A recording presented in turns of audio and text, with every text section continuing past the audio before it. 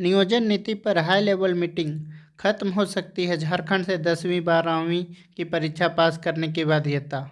झारखंड की हेमंत सोरेन सरकार प्रदेश के युवाओं को रोजगार देने के लिए नियोजन नीति में बदलाव कर सकती है।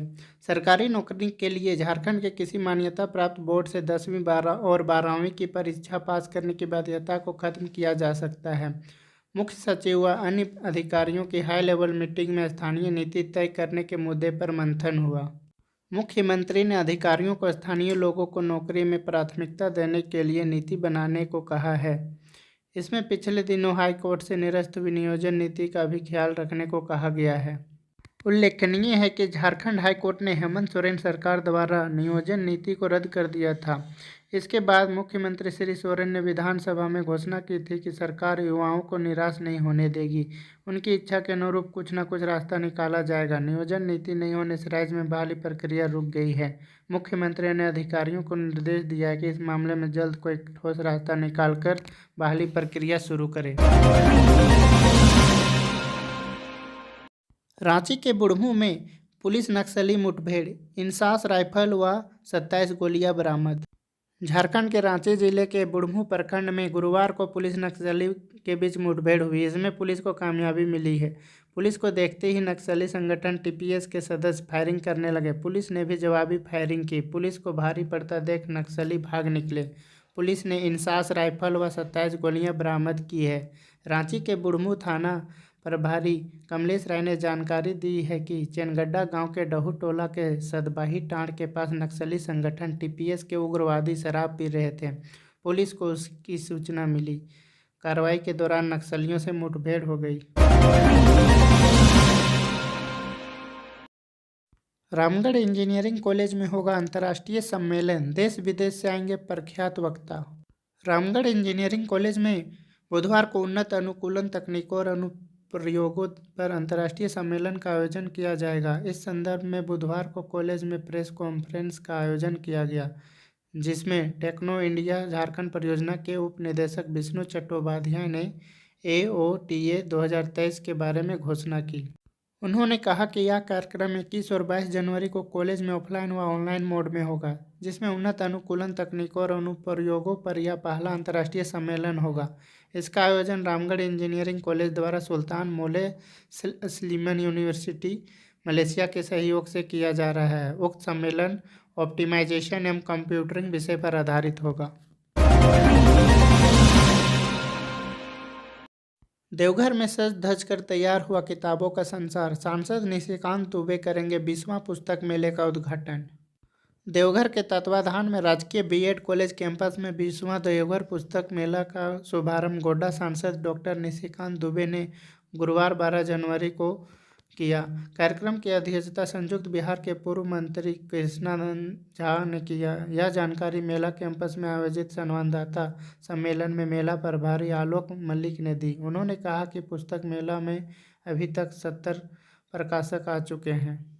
देवघर पुस्तक मेले में देश के नामी प्रकाशकों लेखकों की पुस्तकों का स्टॉल लग रहा है। सांसद मद से खरीदी जाएंगी 20 लाख की किताबें।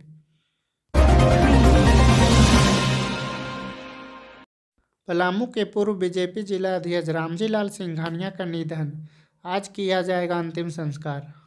पलामू के प्रसिद्ध व्यवसायी सह बीजेपी के पूर्व जिला अध्यक्ष रामजी लाल सिंघानिया का 88 साल की उम्र में निधन हो गया। पटना स्थित अपने निवास पर हृदय गति रुकने से उनका निधन हो गया। वे लंबे समय से बीमार भी चल रहे थे। वे अपने घर पर ही चिकित्सकों की निगरानी में थे। मृत्यु के समय उनके छोटे पुत्र नीरज सिंघानिया उनके साथ थे। नीरज सिंघानिया ने बताया कि उनके पिता स्वर्गीय सिंघानिया का अंतिम संस्कार मेदिनीनगर में आज हरिश्चंद्र घाट पर उनका अंतिम संस्कार होगा। उनके बड़े पुत्र मनोज सिंघानिया मुखाग्नि करेंगे। झरिया अग्नि प्रभावित क्षेत्र के 70 डेंजर जोन से हटाए जाएंगे 12,000 परिवार। शिफ्टिंग के लिए 3 महीने का वक्त। धनबाद के झरिया अग्नि प्रभावित क्षेत्र के 595 साइट में से 70 क्षेत्र अति खतरनाक हैं। इसलिए इन क्षेत्रों में रहने वाले लोगों को सुरक्षित जगहों पर विस्थापित करने का निर्देश केंद्रीय कोयला सचिव अमृतलाल मीना और राज्य के मुख्य सचिव सुखदेव सिंह ने बुधवार को संयुक्त रूप से संबंधित विभाग के अधिकारियों को दिया। दोनों अधिकारियों ने इसके लिए जिला प्रशासन और बीसीसीएल से जुड़े अधिकारियों को अगले 3 माह में पूरी प्रक्रिया को अंजाम देने को कहा है। दरअसल प्रधानमंत्री कार्यालय के निर्देश पर पिछले 6 महीनों से कोयला मंत्रालय द्वारा झरिया अग्नि प्रभावित इलाके के लोगों के विस्थापन को लेकर लगातार बैठकें की जा रही हैं। इसी को ध्यान में रखते हुए मुख्य सचिव की अध्यक्षता में हुई बैठक में अग्नि प्रभावित क्षेत्र के प्रमुख मुद्दों पर विस्तार से चर्चा हुई। इसमें कोयला सचिव अमृतलाल मीणा ने स्थिति को खतरनाक बताते हुए लोगों को शिफ्ट करने की जरूरत पर बल दिया। नक्सलियों के खिलाफ सुरक्षा बलों द्वारा चलाए जा रहे छापेमारी अभियान के दौरान आईडी धमाके में फिर 3 जवान घायल।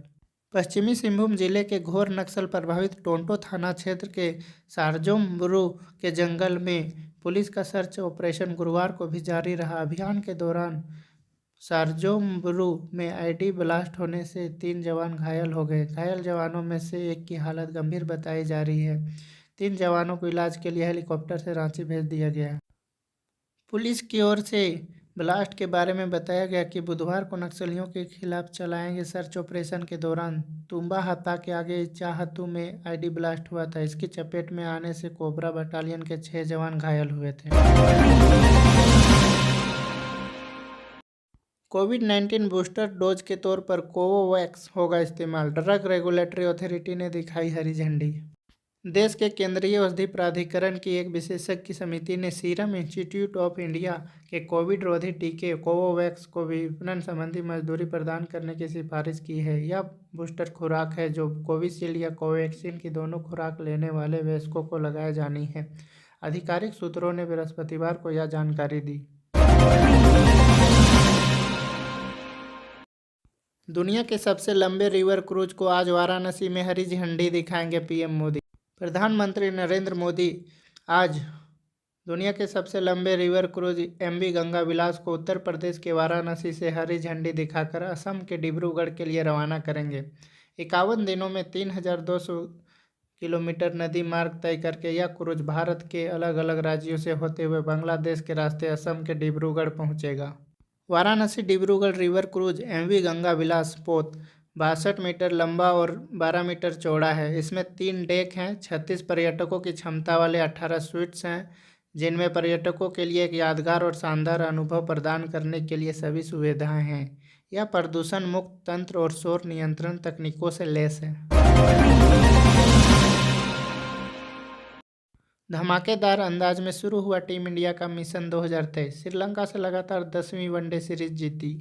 भारत ने श्रीलंका के खिलाफ 3 वनडे मैचों की सीरीज को अपने नाम कर लिया है। उसने कोलकाता के ईडन गार्डन्स में गुरुवार को खेले गए दूसरे मैच में 4 विकेट से जीत हासिल की। इसके साथ ही टीम इंडिया ने अपने मिशन 2023 की शुरुआत शानदार अंदाज में की है। भारत इस साल के अंत में वनडे विश्व कप की मेजबानी करेगा। उसकी नज़र 2011 के बाद खिताब जीतने पर है। श्रीलंका की टीम पहले बल्लेबाजी करते हुए 39.4 ओवर में 215 रनों पर सिमट गई। जवाब में भारतीय टीम ने शुरुआती विकेट खोने के बावजूद लक्ष्य को 43.2 ओवर में हासिल कर लिया। टीम इंडिया ने 6 विकेट पर 219 रन बनाकर मैच को अपने नाम कर लिया। अब तीसरा और आखिरी मुकाबला तिरुवनंतपुरम के ग्रीनफील्ड इंटरनेशनल स्टेडियम में खेला जाएगा।